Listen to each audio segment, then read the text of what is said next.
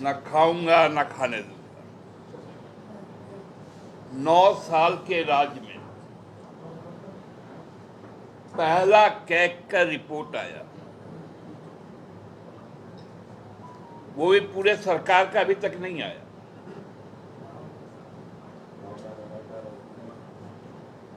अरबों रुपए के वारे न्यारे हुए, जिसको लेकर रोज दावा किया जाता है कि हर हफ्ते एक यूनिवर्सिटी खुलता है, हर महीने एक मेडिकल कॉलेज खुलता है, हर दिन 250 किलोमीटर रोड बनता है।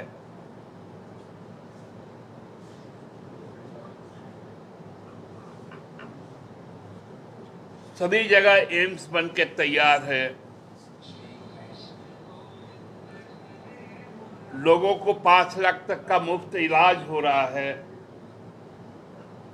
जब उसकी पड़ताल हुई तो मालूम चला कि अरबों रुपए डकारने वाले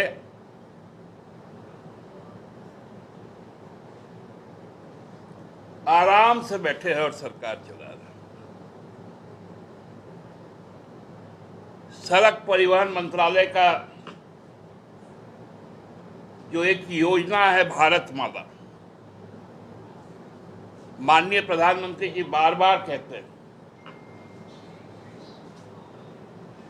कि इसका निरीक्षण, इस पर सुपरविजन मैं करता हूं और उस पर एक ग्रुप ऑफ मिनिस्टर्स का भी एक कमेटी बनी हुई है।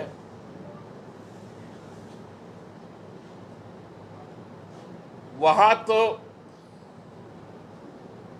जो रिपोर्ट आई है,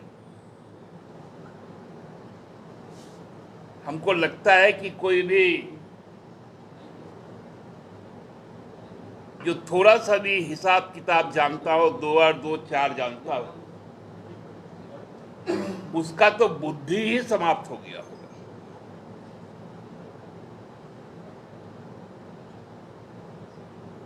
उसके इतर समाज कल्याण के नाम पे इतना बड़ा कि अंतिम व्यक्ति तक पहुंच रहा है सब कुछ। फर्जी छात्रवृत्ति, वो भी अल्पसंख्यक छात्रों का, जिसकी मंत्री बड़ा चीख चीख के आजकल कहती है।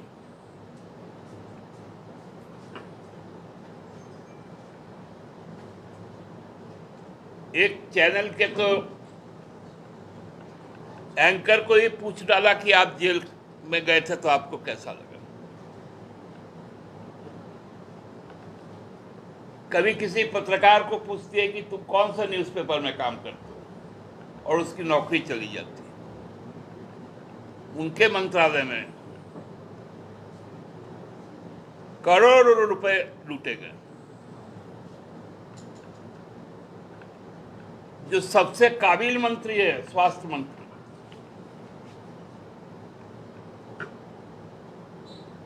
आप देखेंगे वहां जो लूट मची आयुष्मान भारत में, पीएमजे में, सारे रिकॉर्ड ध्वस्त हो गए। अब तो सीवीसी ने भी कहा कि सबसे ज्यादा यदि शिकायतें हैं भ्रष्टाचार की, तो 1 नंबर पर गृह मंत्रालय, 2 नंबर पर रेल मंत्रालय और 3 नंबर पर जो बैंक है, जो अर्थ मंत्रालय, फिनांस मिनिस्ट्री, उसके आए। और वे 1 लाख से ज्यादा की संख्या है, ये सीवीसी कहता है। अब बताइए कौन खा रहा है, कौन नहीं खा रहा है।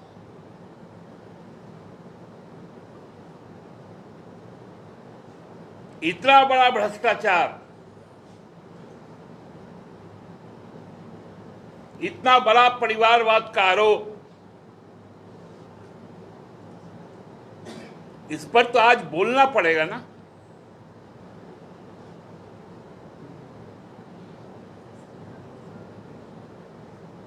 आप पिछले 9 वर्षों में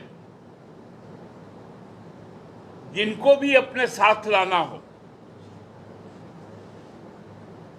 जहां पर भी सरकार बनानी, चुनाव के पहले, चुनाव के बाद, आपका 3 एजेंसी तो सक्रिय हो जाता है। पहले आईटी, तब सीबीआई, फिर ईडी। पूरे देश में घूमती है। तो दिल्ली के इस भ्रष्टाचार में ये तीनों एजेंसियां हैं कहां?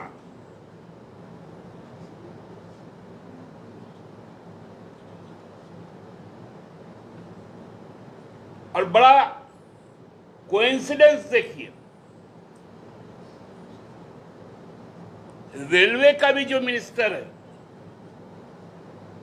वो भी गुजरात कैडर का आईएएस।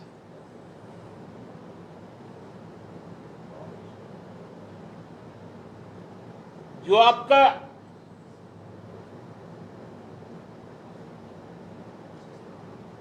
स्वास्थ्य विभाग का जो भ्रष्टाचार है, उनका भी कनेक्शन गुजरात से।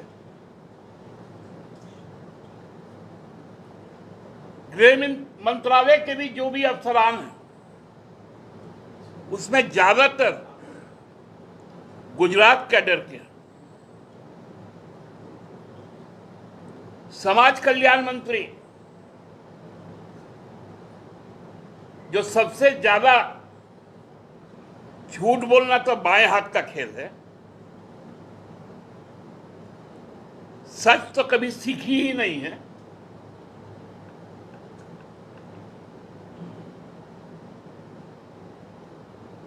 उनसे जुड़ा हुआ मामला है। जो कहती है मैं प्याज तो खाती नहीं हूं, मुझे प्याज से क्या मतलब, वैसे फिनांस मिनिस्ट्री से जुड़ा हुआ मामला।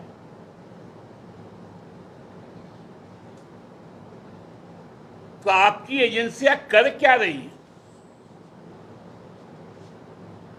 यही कि जिस पर 70,000 का आप आरोप लगाओ, उस पर पहले छापा डलवाओ,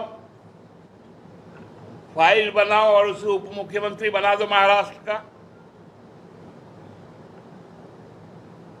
जो जेल होकर आया हो फर्जीवाड़े में, उसको केंद्र में मंत्री बना दो।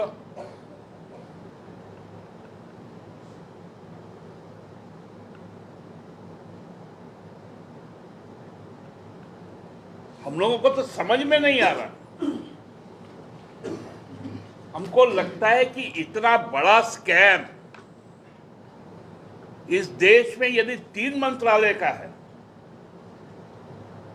तो बाकी जब सब रिपोर्ट्स आ जाएंगी तो हम कहां जाकर रुकेंगे? कैग का एक और रिपोर्ट आया, 22-23 का फाइनेंशियल ईयर का, उत्तराखंड का। 11 महीने एक पाई खर्चा नहीं हुआ।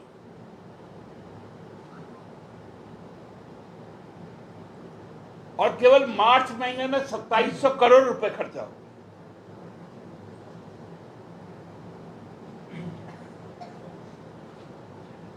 क्या रफ्तार है डबल इंजन का कि 11 महीना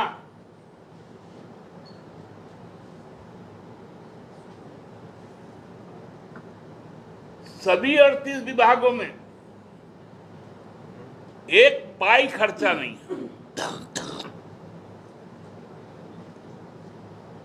वो जो प्लान बजट का जो हिस्सा होता है, नॉन प्लान तो रिकरिंग है, वो तो होता ही है।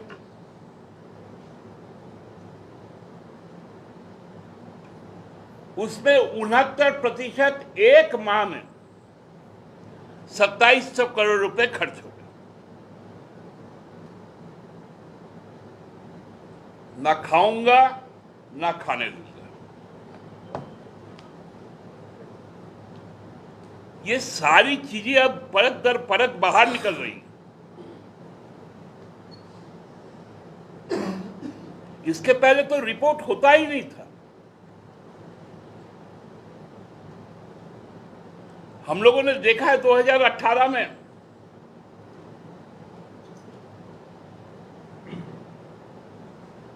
जब राफेल पे कुछ बात आई थी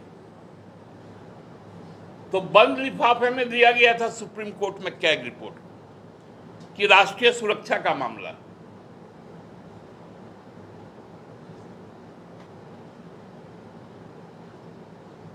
झूठ और फरेब अब इनका हथियार बन चुका है। और मजेदार तथ्य यह है कि इसमें एक बड़ा हिस्सा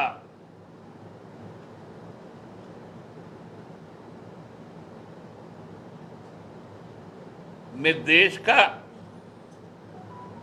जो जनसूचना माध्यम है वो भी लगा हुआ है।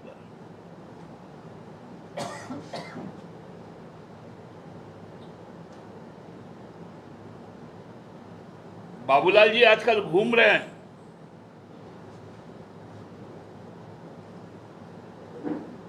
पहले तो फंस गए थे नकल वाला मामला में।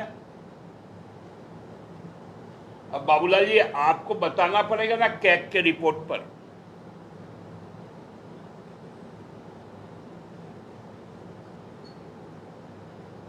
क्योंकि अब तो आप भी डबल इंजन का एक तो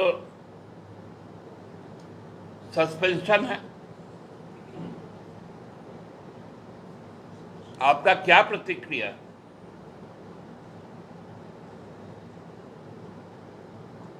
आज सुने वो डुमरी भी घूम रहे हैं। क्या बोलेंगे वहां जाकर कि हमने 2001 में ओबीसी आरक्षण को कम कर दिया था, जहां आजसू का समर्थन हमको मिला था।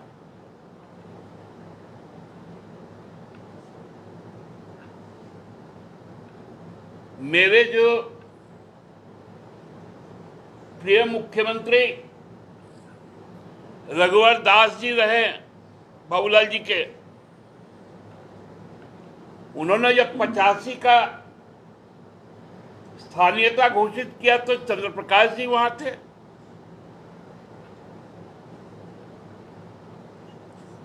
ये सब बातें भी तो अब बताना पड़ेगा ना। आप ये सब बात क्यों नहीं बताते? कौन रोकता है आपको? आपको तो बताना पड़ेगा। 2016 में जब CNTSPT एक्ट की बात आई थी तब आपने रघुवर सरकार का विरोध क्यों किया था?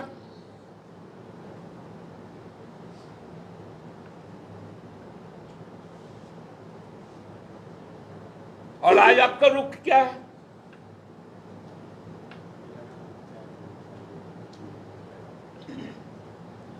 ये केवल और केवल भ्रम पैदा करना, लोगों के बुनियादी जो सवाल है उस सवाल से मुंह फेर लेना, सांप्रदायिक अलगाववाद को आगे बढ़ाना, ये अब इस केंद्र सरकार की नीति और नियत रह गई। और हम लोग तैयार हैं। डुमरी इसका शुरुआत करेगा और 24 इसका अंत करेगा। आप सबको बहुत बहुत धन्यवाद।